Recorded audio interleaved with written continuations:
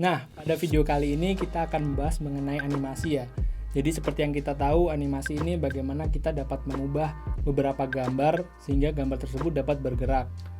Jadi seberapa penting sih animasi ini di aplikasi kita? Tentunya penting sekali ya, karena dengan menerapkan animasi kita dapat membuat aplikasi kita lebih menarik dan tentunya mempermudah pengguna ketika menggunakannya. Oke, di sini kita akan bahas mengenai penerapan animasi di Android.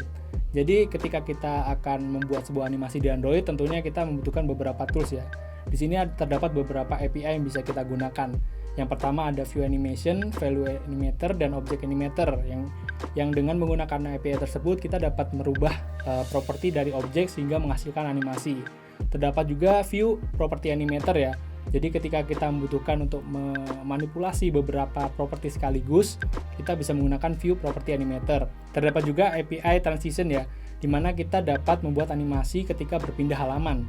Dan juga ada Animated Vector Drawable, di mana kita dapat memanipulasi sebuah vector drawable sehingga menjadi animasi tertentu. Di sini juga terdapat API Fisik ya, di mana kita ketika akan membuat animasi yang membutuhkan perhitungan dan membuat animasi yang kompleks, kita dapat menggunakan API Physics. Dan terakhir terdapat Motion Layout ya, yang merupakan API terbaru dari Android. Nah, sebelum kita membuat animasi, tentunya kita harus mengetahui tentang Basic Animation, di mana ketika kita membuat animasi kita akan mengubah properti dari masing-masing objek.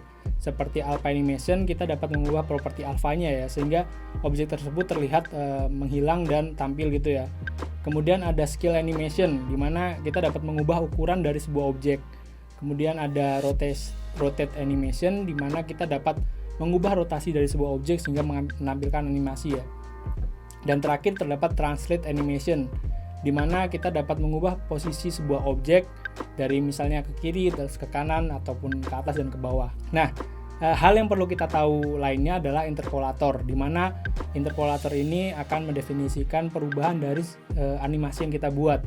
Jadi hal ini memungkinkan ya, basic animation tadi seperti alpha, scale, dan juga rotation ini dapat dipercepat, diperlambat, dan diubah gitu ya. Nah, di sini terdapat beberapa contoh dari penerapan animasi. Ada alpha animation, scale animation, kemudian juga ada animasi ketika berpindah halaman dan juga menampilkan halaman pencarian ya. Nah, tadi kita udah bahas nih gimana hal-hal yang perlu kita ketahui ketika akan membuat animasi. Dan tentunya pada video berikutnya kita akan coba nih beberapa API tadi untuk membuat animasi ya. Jadi bagi kalian juga yang sedang mengerjakan submission dan ingin membuat tampilannya lebih menarik, mempermudah pengguna juga, dan tentunya menambah nilai kalian bisa mengikuti tutorial ini. Oke, mungkin itu aja dulu.